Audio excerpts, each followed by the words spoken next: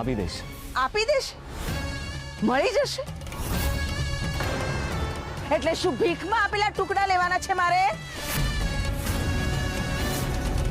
માં આપેલા ટુકડા? આવી વાત ક્યાંથી આવી બીનાબેન? આવી જ વાત આવે મહેન્દ્ર, આવી જ વાત આવે.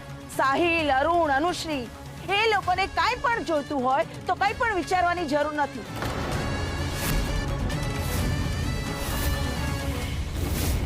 સહેલાઈથી મળી જાય છે.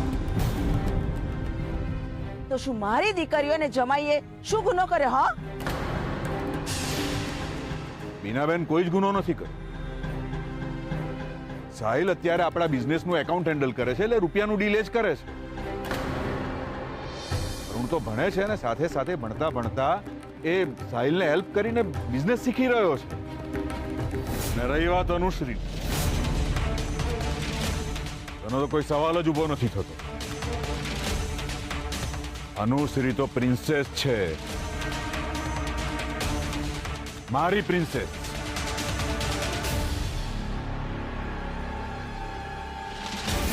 હા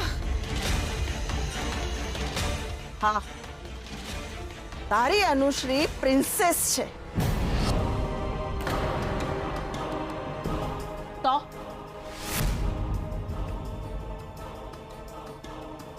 તો શું મારી દીકરી જમાઈ ભાજી બોળા છે?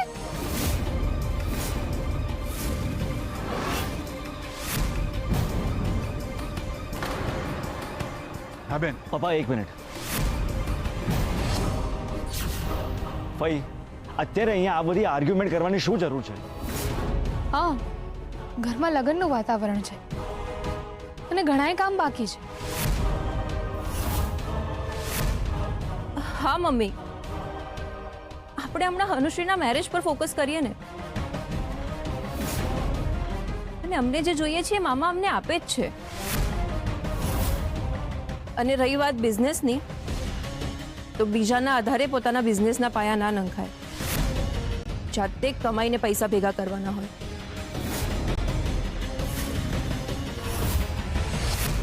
મને સંભળાવે છે આ બધું તું? મેં ક્યારે આ ઘરમાં પૈસા માંગ્યા જ નહોતા. આ તો હું ફોન પર વાત કરતો હતો ને સાડી સાહેબા સાંભળી ગયા ને તરત જ એમને જઈને સાસુ મને કહી દીધું એટલે. અને અત્યાર સુધી મારા કામ માટે મને જે કંઈ પણ પૈસાની જરૂર પડી છે એ બધા પૈસા મેં બહારથી મેનેજ કર્યા છે, ઘરમાંથી નહીં.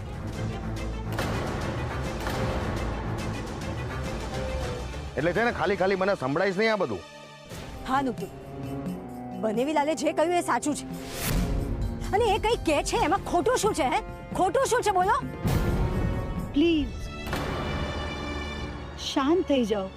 હવે તમે લોકો પાછા શરૂ ન થઈ જાઓ. આ વાતને અહીં જ પતાવી દો પ્લીઝ. એમ કેમ વાત પતે મોમ? કોઈને તો દરેક વાતનો ઇશ્યુ બનાવવો જ હોય છે. અનુશ્રી, તું મન ફાવે એમ નહીં બોલ. બોલવા દે. ના ના, બોલવા દે ને. ઇનફેક્ટ બધા જ બોલો. જોયું ને મહેન્દ્ર, સાંભળ્યું ને તે? અત્યાર સુધી હું જે કંઈ કહેતી હતી એનો અર્થ સાચો નીકળ્યો ને. આપણા ને પારકા એ પારકા. હા બેન, બીનાબેન, એવું નથી. કોઈ પારકું નથી. આ ફેમિલીમાં બધાને જે જોઈએ છે મળી જ જાય છે ને. હા, મળે છે, પણ માંગીને. મારે મારી દીકરી જમાઈ માટે હાથ લાંબો કરવાનો, અને પણ તારી પાસે? રૂપિયાની વાત મને નહીં કહો તો કેવી રીતે ચાલશે? મહેન્દ્ર, તું એ પણ ન ભૂલતો કે તારી પાસે આટલા રૂપિયા આવ્યા છે ને, અને એનાથી તે આ સામ્રાજ્ય ઊભું કર્યું છે ને, એની પાછળ મેં પણ મારી ઉંમર ઘસી નાખી છે. ઉંમર ઘસી નાખી? એવું તો શું કર્યું તમે બીનાબેન? ઘર સંભાળ્યું એને બિઝનેસમાં ઉંમર ઘસી કાઢેલી ના કહેવાય. શું ફક્ત ઘર સંભાળવાનું? હા, સાલું બૈરાઓના નસીબમાં જશ જ નથી. પ્રકાશ આપવા માટે મીણબત્તીની જેમ સળગી જશે. પોતાની જાત ઘસી નાખશે. અને તે સાંભળવાનું શું? તે કર્યું શું? અને ઉલટાનું બધાનું સાંભળવાનું એ અલગ. મહેન્દ્ર, મેં તારા બિઝનેસ માટે મેં આખી જુવાની આપી હતી. અને એ ના ભૂલ મહેન્દ્ર કે જ્યારે જ્યારે તું મૂંઝાતો હતો, તારામાં હિંમત હતી, ત્યારે હું તને હિંમત આપતી હતી. અરે તને તો ભાવતાલ કરતાય નહોતું આવડતું. ત્યારે ડીલર પાસે ડીલ કરવા હું આવતી હતી તારી સાથે, અને ત્યારે તારી ડીલ થતી હતી. એ નહીં ભૂલી જા. અને તું ત્યારે સાવ છોકરો હતો, છોકરો. બીનાબેન ચૂપ, એકદમ ચૂપ.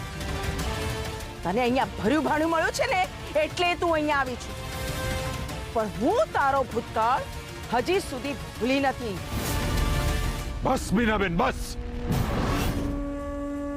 શું કામ બસ?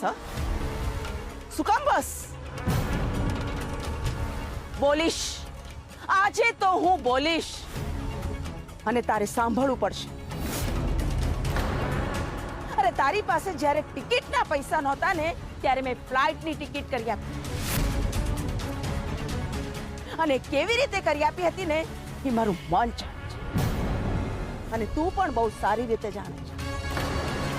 તું અડધી રાત્રે આવતો હતો ને ત્યારે રસોઈ બનાવીને તૈયાર હું રાખતી હતી. આ લોકો નહીં, અરે આ બધા તો પછી આવ્યા.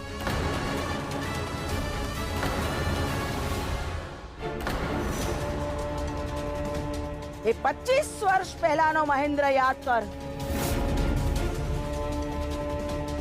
તારું ભણતર, તારું ઘર, તારું લગ્ન, એક પછી એક આવતા નવા નવા બિઝનેસ, અને ડગલે ને પગલે. એ સમયે જો મેં તને સાથ ન આપ્યો હોત ને તો તું આ એમ્પાયર ઊભું જ ન કરી શક્યો હોત. સમજો? ના બીનાબેન, ના. 25 વર્ષમાં આ સામ્રાજ્ય મેં મારી આવડત અને મારા દમ પર એકલે હાથે ઊભું કર્યું છે. એકાદ વાર સાથ આપી દીધો એટલે એવું નથી કે બિઝનેસનો પાયો બની જાય અને ક્રેડિટ લેવા આવી જાય. ક્રેડિટ તો તારે મને આપવી જ પડશે મહેન્દ્ર, અને એ જ મને જોઈએ છે. બીનાબેન, તમે ઘરમાં બોલો છો ત્યાં સુધી બરાબર છે. બિઝનેસમાં, મારા બિઝનેસમાં ના બોલો. બોલીશ, બોલીશ. એક વાર નહીં, 1000 વાર નહીં, લાખો વાર બોલીશ. હું પણ લાખ વાર કહીશ બીનાબેન, આ તમારું કામ નથી. આ સામ્રાજ્ય મેં એકલે હાથે ઊભું કર્યું છે. મારા એકલે હાથે મેં મહેન્દ્ર રાજ્ય ગુરુએ. આ સામ્રાજ્યનો હું જ જનક છું, હું જ, બીજું કોઈ નહીં. હું જ આનો કરતા અંત છું.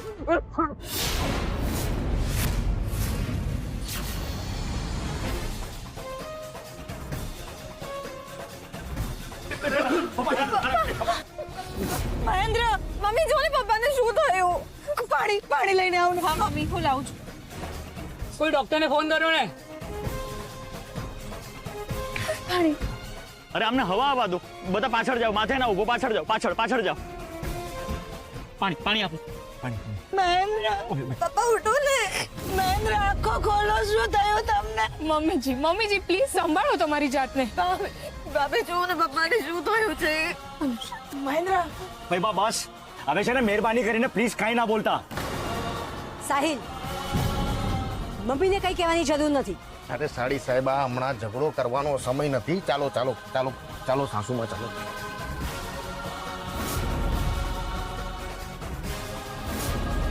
મહેન્દ્ર. હા હલો ડૉક્ટર સાહેબ. હા, હું મહેન્દ્ર રાજ્યગુરુનો સન વાત કરી રહ્યો છું. તમે પ્લીઝ જરા જલ્દી ઘરે આવી જશો. પપ્પાની તબિયત એકદમ ખરાબ થઈ ગઈ છે.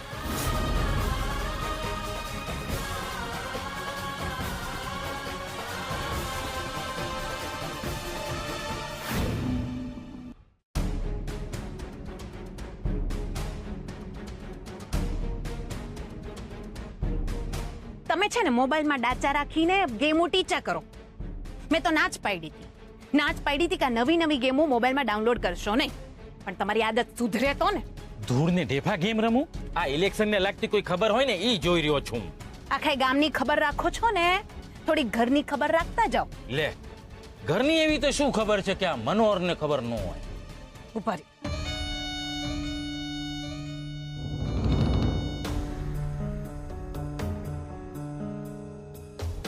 10 લાખ ભેગા કરવાની તૈયારી શરૂ થઈ ગઈ છે.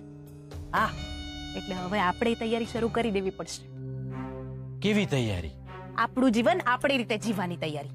લે, આપણે આપણી રીતે તો જીવીએ છીએ. હું આપણી રીતે જીવીએ છીએ? આપણી રીતે જીવીએ છીએ હે? મોટા ભાઈ ને ભાભી ને બધું પૂછી પૂછીને કરીએ છીએ. ભાભી આ લઈ આવીએ, ભાભી ઓલું મૂકી દઈએ, મોટા ભાઈ ન્યા જઈ આવીએ. આને આપણી રીતે જીવવું કહેવાય? ના, મોટા ભાઈ ને ભાભી કે છે ને એમ જ આપણે કરીએ છીએ. મોટા ભાઈ ને ભાભી ફલાણું ને ઢીકણું. લે, તેમાં વાંધો શું છે? બહુ ખર્ચો છે તમારામાં, બહુ જ ખર્ચો છે.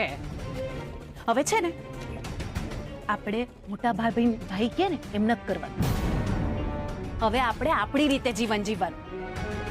લોકોના વટ વ્યવહાર, આવા જવાનું એ બધું આપણે હવે કરવું પડશે. સમજ્યા? અને હું કામ કરવું પડશે ખબર છે? હું કામ? મને ખબર જ હતી કે તમને નહીં જ સમજાય. અરે આપણી દીકરીનું સગપણ આપણે આજે નહીં તો કાલે કરશું કે નહીં? હે, ત્યારે વ્યવહાર હાચવા જાશું. એની તૈયારીઓ તો હવે ચાલુ કરી દેવી પડશે કે નહીં? પણ પદ્મા, હા આ વ્યવહારો હાચવવાના, હા, અવરો જવરો કરવા હાટું રૂપિયા તો જોઈએ ને. રૂપિયા ક્યાં? કુવામાં. કઈ ખબર પડતી નથી. મને ખબર જ હતી કે તમે રાજનીતિમાં છો ને એટલે તમારી ભીખ માંગવાની આદત જાશે નહીં. ભીખ માંગે જ રાખશો, પછી વોટ હોય કે પૈસા. લે, તો એ તો પહેલા જોઈએ. અને આપણને પૈસા તો મોટા ભાઈ જ દે છે ને, તો એમને તો પૂછવું જ પડે ને. ના પાડી હતી. મેં મારા બાપાને ના પાડી હતી કે મને તમારી હારે ગોઠવે નહીં. પણ તમે લમણે લખણ હતા ને તો ગોઠવાઈ ગયા. જો તમને કહી દઉં છું, આ ભવમાં મયડા આવતા ભવે મારી આડાઈ ઉતરતા નહીં. પદ્મા, હારું, હવે સાંભળો. મારી પાસે થોડા રૂપિયા છે, મેં બચાવીને રાખ્યા હતા. એ હું તમને દઈશ. હો? લે, પણ આટલા બધા રૂપિયા તારી પર? આટલી રાડું હું કમ દ્યો છો? તમારે બહુ પંચાયત છે આજે. તમે ભાઈ કેરી ખાવ ને ગોટલી હું કરવા ગણવા જાવ છો? અને સાંભળી લો, હવેથી છે ને મોટા ભાઈ કે એમ નહીં, હું કહું ને એમ જ કરવા. સમજ્યા? સમજી ગયા ને? બસ ત્યારે. આ સાહિલની હિંમત કઈ રીતે થઈ મને આ રીતે કહેવાની? ના ના, મહેન્દ્ર મારા લીધે બેભાન થઈ ગયો છે. હું પણ એની મોટી બહેન છું. હું એના માટે આવું કરીશ? હું સાચું જ કહું છું. આપણાને પારખા એ પારખા. અરે બાપા, આ માં દીકરીઓનો ગુસ્સો એટલે ખતરનાક હો. નુપુરને પણ જ્યારે ગુસ્સો આવે ને તો આ જ રીતે બધી વસ્તુઓ ફેંકાફેંક કરતી હોય છે, તમારી જેમ. તમે તો ચૂપ જ રહેજો. હા, તમારા લીધે જ બધું થયું છે બનેવીલાલ. મારે લીધે? હા જ તો. તમારા હક માટે જ અમે ત્યાં ગયા હતા ને, અને તમે જ અમને અહીંયા પાછા લઈ આવ્યા. હું તો સાહિલને છે ને સોલિડ જવાબ આપવાની હતી. આજકાલનો છોકરો સાહિલ મને ગમે તેમ બોલી છે, મારું અપમાન કરે અને મારે બધું સહન કરવાનું. સાસુમાં, મેં છે ને તમને આટલા બધા ગુસ્સામાં ક્યારે જોયા નથી. ફરીથી તમને કહું છું, શાંતિથી વિચારો. તમે તેલ જુઓ, તેલની ધાર જુઓ. મને ખાલી એટલું કહો કે અત્યારે આ ઝઘડો કરવાનો સમય છે. તો શું કરીએ? તો કહી નાખી કે 1, 2 ને 3.5. અને પછી શું આપણે સાંભળતા રહેવાનું આખી જિંદગી? શું સાંભળવાનું? મહેણા ટોણા કે જે કંઈ પણ થયું એ આપણા લીધે થયું. મામા બીમાર પડ્યા, આપણા લીધે પડ્યા. આ ઘરનું વાતાવરણ આપણા લીધે ખરાબ થયું છે. એના કરતા આખી પરિસ્થિતિને આપણી તરફેણમાં લઈને જીતી ના શકાય? એટલે સસુમાં, મામાની તબિયત અત્યારે ખરાબ છે. એમને છે ને મેન્ટલ સપોર્ટની બહુ જરૂર છે. એટલે તમે બંને જણા ભેગા થઈને મામાના બંને હાથ બની જાઓ. આમ